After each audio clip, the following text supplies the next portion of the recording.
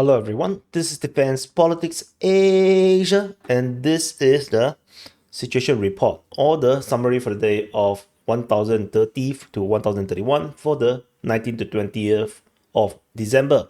Have a great weekend in case you decided to just click off. And because I said, have a great weekend, please press the like button and subscribe. And we're going to go into the strategic reporting, and we have a Ukrainian attack M's or the basically HIMARS type, the very long range HIMARS or M270 strike along with Storm Shadows. So they fired 10 missiles in total at a single building, the Kamensky Enterprise in Rostov, which is actually over in this town or city of Kamens-Shetinsky. So I believe this is the building, or at least somewhere around here, or maybe this is the one. This Kombina Kamensky. So they're trying to hit this industrial building, which look exactly like the ones in in Ukraine. Clearly, they are all Soviet era buildings, I think. And anyway, so according to the Russians, they claim that they have shot down most of them. So they have S-400 Book M3 Panzer took down all the active M's and 3 of the 4 Storm Shadows. One more cruise missile was then deflected away from the object. Not sure how they deflected it. Maybe Iron Man or was involved. Anyway, the technical object. What the hell is all this coping terms? Okay, the Enterprise was damaged by one of the missiles. What the freaking hell? Okay, and then they went very Hollywood. This action by the Kiev regime will not go unanswered. And then something like that. So yeah, typical ox. Yeah. So okay, we're gonna go into the strategy and tactical reporting. This time around, let's go from the Kherson front and with the Kursk front, since we haven't gone anti-clockwise for a long time. So over the Kherson front, we have interesting reports. Over the past 24 hours, or rather yesterday's report, Ukrainian Defense Ministry reported Russians fighting in the region of Kozatsky Island. And so it's basically this island near to Novakhovka. Basically, they are fighting in this area here. Yeah, so that's all. Otherwise, we have general reports of fighting in the Dnipro direction, according to Ryba, not Dnipro. It's not Ukrainian Defense Ministry. Ryba, the pro-Russian source reported that there was information about the Russians attacking towards the bridge at the Pridniprovsky direction. Sorry, it's the Antonovsky bridge. It's the other bridge. I actually marked this in the wrong place. Freaking hell. Give me a second. Okay, changed. Is now at Dachi. So it's these reports about the Russians attacking towards the Antonovsky bridge. So this is let's see how this goes. Let's see how this goes. I don't think the Russians are ready for a Kherson offensive at this moment. Shally at Antonivka, Sadove, not very important. That's all from the Kherson front. Over the Zaporizhia front, we have a continuation of the fighting at Kayamsky and Nesteryanka region. The Malatomashka was also mentioned by the Ukrainian Defense Ministry in yesterday's report. So that's about it in this region here. Some frontline changes over in the north of Nesteryanka, which I did mention during the frontline changes report, was noted. So that's about it. This will then lead them to Novoandrievka as this battle continues. Moving into the Velika Novosilka sector. So we have a lot of actions around this area. Russian forces attack at Novopil, Novodarivka, Zelenopole, Novosilka. This is one sector its own. And then we have Ramivka, Nekushne, Makarivka, Blahodane, Velika Novosilka. This is yet another sector on its own. And then Novikoma and Rozdone. The Russian Defense Ministry announced the capture of Novikoma, and then and based on the Russian mapping, they claim that the Russians have captured Makarivka. So this is not entirely confirmed just yet, but the strategic situation here is definitely looking really bad for the Ukrainians, as the Russians now capturing of Novikoma means that the road up north is now cannot be used. The Ukrainians have to cross the river towards Bramivka. to escape if they if they decided to do so. The northern route is already closed, so there is some kind of a semi-operational encirclement that is currently happening over in Velika Novosibirsk itself. So otherwise, Russian Defense Ministry also recaptured Rozdone, but it's more like resecured. They have already captured it. The Ukrainians did not recapture it, so the Russians basically resecured Rozdone, capturing the ground that was lost to the Ukrainians in their counter-offensive operation or counter-attack. So otherwise, that's about it in the Velika Novosibirsk region. We move into the Constantinople region. So in the Constantinople sector or front, the Russian forces are fighting now towards Bahatir, Rozliv, Constantinople, and Zelenivka. And in Zelenivka, according to the Russian Defense Ministry, they claim that they have captured Zelenivka. And Russian mapping have mapped that all the grounds between Zelenivka and Sukiyari has already been captured. And it's also important to note that there is no mention about Sukiyali, fighting at Sukiyali, which means that the Sukiyali might actually be captured by the Russian forces already. To have 2 days go and no fighting being reported, I think is already the worst must have happened for Sukiyali. But unless you're pro-Russian, then the best might have happened in Sukiyali. And as far as I am concerned, I only care about Sukiyaki. So also that's all. We move towards the Uzbenivka sector. And as the Uzbenivka sector, I can't even zoom in, man. Okay, let's zoom in. So fighting is now moving towards Yantarny. And then the Russian forces captured Konstantinopolsky with geolocation and the confirmation by Ukrainian mapping that the Russian forces have captured the entire of this town. Her hunt is, of course, irrelevant with the Russians now moving in the direction of Yantarny already. Trudeve is now confirmed captured by the Russian forces, and the front line is now moved towards Uzbenivka. The front line here is not very clear yet, but I believe that is pretty much something like this. Uzbenivka is I'm quite certain that it's fully secured by now. But we still have the reports by the Ukrainian Defense Ministry about the fighting at Uzbenivka though. So that's what it is. Over at Kurakove sector, so can I squeeze in everything? So at Kurakove sector, we have, let me do this. Yeah, okay. So we have the Russian forces fighting in the region of Dane. Battle of Kurakove continues with some very minor frontline changes, which I already mentioned in the frontline changes report. Fighting is reported to Dashne, Starytny, Sonsivka, as well as in the direction of Andriivka. Andriivka was mentioned by the Ukrainian Defense Ministry, which is very weird. I wonder if the Russians have captured Petropavlivka in the process. Sonsivka was mentioned by the Ukrainian Defense Ministry, so I'm not sure how. Why would they mention Andriivka in the reports? Because it still looks a bit far. So we'll definitely need to monitor how this goes. Ukrainian forces are defending the southwest of Kurakove. There is an M109 self-propelled gun operating pretty near to the front line. We're talking about like a distance like 4 kilometers. The other direction is like 10 kilometers. Yeah, so it feels like they don't have a lot of the longer range shell, so they are operating in a pretty close proximity to the front line, and other FPV drone strike being noted all around Dashne. So just a note again, Andriivka was mentioned by the Ukrainian Defense Ministry on both days, 19 and 20. This is also the first time I believe Andriivka was mentioned in the attack. The previous reports was only by the Russian Defense Ministry on the 30th of November. This is probably just shelling. So this Ukrainian Defense Ministry report is a bit more concerning, I would say. Moving up to the southern flank of the Pokrov front. So we have fighting in the region of Zoria with some slight frontline changes.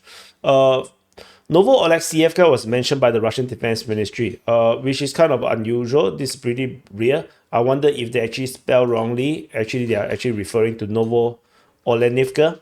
It is possible, typo and stuff like this, because this is the one, but they did not mention Novo-Olenivka. So I believe this is actually a typo. It's not Novo-Oleksievka, but Novo-Olenivka. But honestly, I think it's not that, like, no, if the person doesn't do mapping, I think it's very easy to get mixed up. Russian forces are fighting at Ukrainka and towards Novo Yelizavetivka. So that's the region here. This is a bit more slower and quieter front line. Russian forces basically have entered into Novo-Olenivka according to the mapping by Ukrainian side on the 19th of December, with the full secure of the highway towards Novo-Olenivka. So the Russians are definitely, on the verge of capture of Novo-Olenivka. I don't think the Ukrainians can hold this position. The Ukrainians could potentially hold a good line along the forest, but no, it is a very long forest. It's very easy to get flanked. Over in the Pokrov sector of the Pokrov front, so this is Pokrov. This is the Pokrov sector. So I can't even zoom in. Okay, so the Russian forces have expanded their zone around the Shevchenko region, with the Russian forces fighting in the region of Peschane towards Vovkove, Salone, Novo-Vasilivka. Of course, this is the rear. This is the road leading up to the Novo-Oleksievka, and in the north of Vorozhenia, fighting is reported to Zeleny as well as the Chansky. So Salone was mentioned for the first time by the Ukrainian Defense Ministry. Novo-Vasilivka was mentioned on the 17th for the first time. So Vovkove was mentioned on the 18th, then 19th wasn't mentioned on the 20th. So these are all pretty new, with the Russians pushing in this direction. As I mentioned before, target is this highway where the Russians want to cut the highway. This highway leads to Zaporizhia. Ukrainian Leopard tank was allegedly hit by a Lancet. We haven't seen Lancet attacks geolocated for a long time. So I attribute it to the lack of suitable targets. So like a Leopard tank appeared, so now they launched the Lancet. But most of the time, I don't think they have heavy armored. They don't have that much heavy armor targets nowadays. Not that much. Most of the time is like smaller soft skin vehicles, not really armored vehicles, so not that often. And even when they found armored vehicles, they tend to strike it with the FPV drone first, and often the FPV drone actually does the job. So I think maybe the Leopard tank is a bit more powerful in terms of its armor compared to the Russian or Soviet era tanks, which maybe the FPV drone is sufficient. I'm not sure. Maybe that's the case. We move on. The situation here continue to play out as per how I expected it to go. And over in the Milokhrad sector, as mentioned just now already, fighting at Zeleny, Tachansky, Vorozhenia. Fighting is reported as Lysivka, Promin, as well as Myrolyubivka. This front line at the Milokhrad sector, don't expect too much. This is just going to be a static front line, as the Russians already established the line that they wanted along the water body, along the river here. So until the time is right, I think the Russians would then go for Myrolyubivka and then cut the road on the other side, moving towards Konstantinivka. So I believe this road leads to Konstantinivka. So over in the Torex front, at the Torex front, fighting is reported at Torex, with the Russian forces having new frontline changes. This is the latest. Later I'll zoom in. And the fighting is reported at Skibernivka, Leonidivka, and Sukabalka for the first time since the 23rd of November. So I wonder if the Russians are going to try something in this area here, something new, although unnecessary at this moment, I would say. But fighting is reported over there according to the Ukrainian Defense Ministry on the 19th. The fact that 20th was did not mention Sukabalka just means that it's just a diversion or just a probing attack. So let's zoom in. There is Ukrainians being geolocated in Skibernivka, Russians taking more grounds in Zabalka. So this is I already mentioned in the frontline changes report. This is the latest. The Russian forces moving into Kremsky with likely capture of the entire western part of Torsky. Eastern part of Torsky. So the entire eastern part of Torsky is gone. So now we have entered into Krimsky, which is a small neighborhood in the northeast of Thorax City. So this is the current situation over in the Thorax front. Pretty significant. The distance traveled is around maybe 1 kilometers, at least 600 meters. So this is the situation in the Torske front. We move on. Over the Bakhmut front, we have only fighting being mentioned at Chasivya, according to the Ukrainian Defense Ministry on both days. So no, nothing particularly special. At the Sivas front, the entire so-called revival of the Sivas front has went dead. No, no much things. Only Volkomokonyamske, Bilohorivka, and Khorokhovka was mentioned generally. And this line, as I mentioned a lot of times, is just an attrition line. It's just this is the furthest point the Ukrainians have to go in Ukraine right now in the Ukraine war. So yeah, it's just a place to just drain their logistics. Over in the Liman front, let's just call it the Liman front. Because the Russians are on the offensive, no longer the Ukrainians, so no long calling it Crimea is a bit weird. Let's return to the Liman front. Liman front is back. So fighting is reported at Ivanivka, Terny, Yampolivka, Torske, as well as Serebiansky Forestry. Serebiansky Forestry was mentioned on both days, so this is a bit more interesting to me, but we can't see much, so we do not know. Moving up to the Svetove front, there's nothing much. So over at Borova front, fighting is reported at Lozova, Zeleny High, Novostahievka, Svetokhlibove, as well as Novoyehorivka. So pretty much strategically, nothing really much have changed. Pretty much more or less the same thing.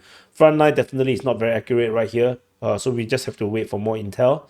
Moving into the Pischane front. At the Pischane front, the dragon survived. It's still a dragon. It's still like rah. Yeah. So anyway, the Russian forces attacked in Zarizove and have captured all these grounds around east of Zarizove, which I did mention in the conclusions and the frontline changes report already. Fighting is reported at Kolesnikivka as well.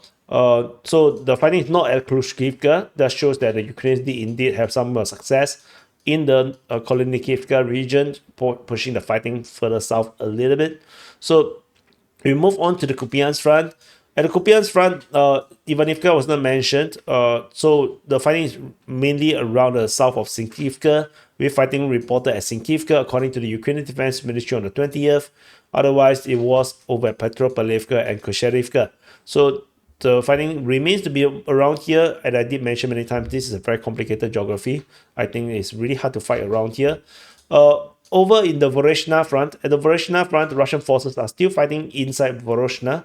And there is Kokivka being mentioned by the Russian Defense Ministry, and they also mentioned Monachinivka or Monachinivka. But Monachinivka is a little bit far, so I marked it as shelling. I don't think this is an attack, not like an attack, because they still need to conquer Zapadny and Doroshevka before they can actually reach this Monachinivka.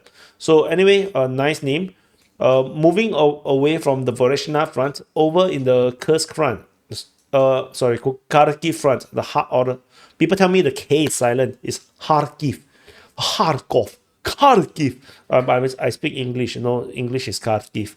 So but if you want to speak Ukrainian or Russian, suits you, is Kharkiv. Maybe the H is also silent, you do not know. Maybe you are wrong also. So it's actually Kharkiv, Kharkiv. In the Kharkiv front, shelling is reported at Zolokiv, and over so H is silent, K is silent. So it's like Vozhansk. At Vozhansk, Russian forces are fighting in this region here. So that's about it. Nothing particularly special around this sector. Continue to be a sleepy front as well, because this is just a buffer zone. It's just a distraction, the diversion. So don't expect too much. I mentioned before, there's no reasons to go for Kharkiv. Sorry, Arif. Because K is silent, right? So it's Arif. So ARIV is Arif. So at Arif, over in the, oh my god, what is this called? Urs. Is the Urs? in the Earth front. This is so silly. Okay, so this you can see that the amount of attacking icons is getting a bit stupid. So we have to go into separate fronts. So in the southern flank, the Russian forces mentioned Gornau. So interesting that Gornau was mentioned by the Russian Defense Ministry in yesterday's report. So fighting is also reported at Kurilovka and Molovoy. So maybe I zoom out, come down a little bit. So yeah, so this is all signs of the Russians, taking some success, and the Ukrainians may not have enough troops to defend these areas here. These are seemingly flanking operations, with the Ukrainians probably putting their forward operating base over at Guevo. So because they were supporting the fighting over at Blakovo previously, so Guevo as a forward operating base does make sense. So the Russians doing a pincer around, flanking operations around Guevo does make sense as well. So of course this is also pretty complicated, a lot of forests around here. So let's see how this goes. Moving into the Sudya sector, fighting is reported over at Chekaskaya, Konopelka, and Myrny. I wonder if this is the beginning of the attack towards Sudya, or could this be just shelling reports that is being mentioned by the Russian Defense Ministry is currently unknown. So let's just wait for more intel. Into the eastern flank, we have fighting reported over at Martinovka, Kositsa, Ruskoye, Parashnoye, as well as Yuzhny. And as you can see, previously we only had Martinovka, and then we started to have Ruskoye, Parashnoye. So you can see that the attacks is ramping up over in Kursk. So it's getting more and more Kursky. So let's see how these continue to play out. Over in the northern flank, we have the Russians attacking at Pogrebki. Krylenkoye was mentioned, geolocation of Russian forces confirmed in the forest. Another one in the further southwest of the Krylenkoye, southeast of Krylenkoye, confirming Russian advance in this sector. There's a good chance that Krylenkoye is now fully captured by the Russian forces now. This could be the possibility. Malaya Lognia was mentioned, Viktorovka was mentioned. So this the most significant with all these changes. By the look of it, I believe Krylenkoye is now fully captured by the Russian forces. There's a very, very high chance that this is the case. So this is going to complicate the entire northern flank, because with the fall of Krylenkoye, Russian forces can hit directly towards Malaya Lognia. Taking this will collapse the entire northern side. This entire northern side will be collapsed. So this is the significance of Krylenkoye. Over on the western flank, we have fighting reported at Leonidovo, Alexandria, Lebedevka, Svediklovo, Darino, and Nikolaevo Darino. So this front pretty much remains more or less the same. The front line looks pretty much more or less the same. That didn't change anything. Ukrainians continue to focus on this western flank, but the rest of the Kursk front is collapsing. So yeah, it's quite bad. I think Zersky mentioned about in the interview with Le Monde, the French media magazine, he explained the reasoning for the Kursk offensive. He said that this is lightly defended, and they're dealing with all the different pressures from the different front, and this is like a no choice thing. They have no choice but to attack into Kursk because it's lightly defended. Yeah, whatever that logic goes. So anyway, that's it. So anyway, thank you for watching. Press the like button, subscribe. Do check out some of these other videos.